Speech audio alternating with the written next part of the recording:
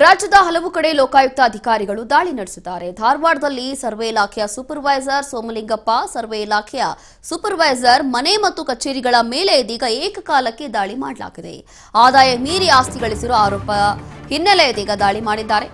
ಲೋಕಾಯುಕ್ತ ಸಿದ್ದಲಿಂಗಪ್ಪ ನೇತೃತ್ವದಲ್ಲಿ ದಾಳಿ ನಡೆಸಲಾಗಿದೆ.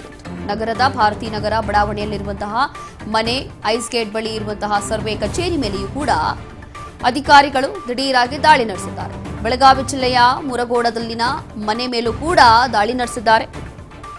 ಒಟ್ಟು ಟೋಟಲ್ 4 ಕಡೆಯಲ್ಲಿ ಈ ದಾಳಿ ನಡೆಸಲಾಗಿದೆ. ಅಪಾರ ಪ್ರಮಾಣದ ಆಸ್ತಿ ದಾಖಲೆಗಳು ವಶಕ್ಕೆ ಪಡೆದು ಪರಿಶೀಲನೆ ನಡೆಸ್ತಾ ಇದ್ದಾರೆ. ಇನ್ನು ಪರಿಶೀಲನೆಗೆ ಮುಂದಾಗಿದ್ದಾರೆ ಲೋಕಾಯುಕ್ತ ಪೊಲೀಸರು. ಏಕಕಾಲಕ್ಕೆ ನಡೆದಿರುವಂತಹ ಲೋಕಾಯುಕ್ತ ದಾಳಿ ಇದು. ರಾಜ್ಯದ ಹಲವು ಕಡೆ, ಕೇವಲ ಒಂದೇ ಅಲ್ಲ, ಹಲವು ಕಡೆ ಈ ಒಂದು ಕಚೇರಿಗಳ ಮೇಲೆ, ಮನೆಗಳ ಮೇಲೆ ಏಕಕಾಲದಲ್ಲಿ ದಾಳಿ ನಡೆಸಿದ್ದಾರೆ. ನಗರದ ಭಾರತೀನಗರ ಬಡಾವಣೆಯಲ್ಲಿರುವಂತಹ ಮನೆ, ಐಸ್ ಗೇಟ್ ಬಳಿ ಇರುವಂತಹ ಕಚೇರಿ, ಸರ್ವೆ ಕಚೇರಿ ಎಲ್ಲ ಜಾಗದಲ್ಲೂ ಕೂಡ ಲೋಕಾಯುಕ್ತ ದಾಳಿ ನಡೆಸಿದೆ. ಅದರಲ್ಲೂ ಕೂಡ ಅಪಾರ ಪ್ರಮಾಣದ ಆಸ್ತಿ ದಾಖಲೆಗಳು ವಶಕ್ಕೆ ಪಡೆದು ಪರಿಶೀಲನೆ ನಡೆಸಲಾಗ್ತಾ ಇದೆ.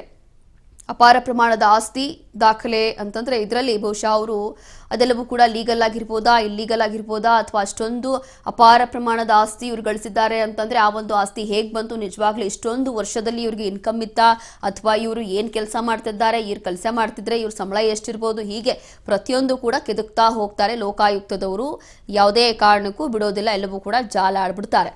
ಹಾಗಾಗಿ ಇಲ್ಲಿ ಯಾವುದೇ ಸಂಬಂಧಪಟ್ಟಂತ ಕಚೇರಿ ಇರಲಿ, ಮನೆ ಇರಲಿ, ಎಲ್ಲಾ ಕಡೆ ಇದೀಗ ಪೊಲೀಸರು ದಾಳಿ ನಡೆಸಿ ಪರಿಶೀಲನೆಗೆ ಮುಂದಾಗಿದ್ದಾರೆ.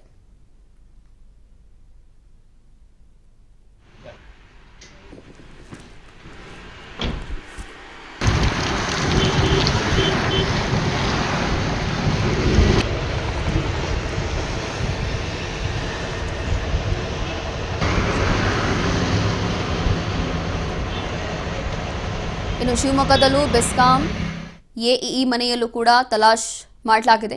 ಅರ್ಜುನ್ RH ಶಿವಮೊಗ್ಗದ ನಿವಾಸಿ ಇವ್ರ ಮೇಲೆಯೂ ಕೂಡ ಲೋಕಾಯುಕ್ತ ದಾಳಿ ನಡೆಸಿದ್ದಾರೆ. ಬೆಸ್ಕಾಂ ಸಿವಿಲ್ ವಿಭಾಗದ ಎಇಇ ಆಗಿದ್ದಂಥ ಅರ್ಜುನ್ RH ಇದೀಗ ಲೋಕಾಯುಕ್ತ SP MS ಕೌಲಾಪುರ್ ನೇತೃತ್ವದಲ್ಲಿ ಪರಿಶೀಲನೆ ಕೂಡ ಮಾಡಲಾಗ್ತಾ ಇದೆ. ಶಿವಮೊಗ್ಗದಲ್ಲಿ ಇರುವಂತಹ ಮನೆ ಹಾಗೂ ಕಾಂಪ್ಲೆಕ್ಸ್ಗಳ ಮೇಲೆ ಕೂಡ ದಾಳಿಯನ್ನು ನಡೆಸಿದ್ದಾರೆ. ಸುಮಾರು 4 ತಂಡಗಳಾಗಿ ದಾಳಿಯನ್ನು ನಡೆಸಿರುವಂತಹ ಲೋಕಾಯುಕ್ತರು ಶಿವಮೊಗ್ಗದ ವಿಜಯನಗರ ಹಾಗೂ ಗೋಪಾಳ ಸೇರಿದಂತೆ ಟೋಟಲ್ 4 ಕಡೆ ಈ ಒಂದು ದಾಳಿಯನ್ನು ನಡೆಸಿ ಪರಿಶೀಲನೆಗೆ ಲೋಕಾಯುಕ್ತ ಪೊಲೀಸರು ಮುಂದಾಗಿದ್ದಾರೆ.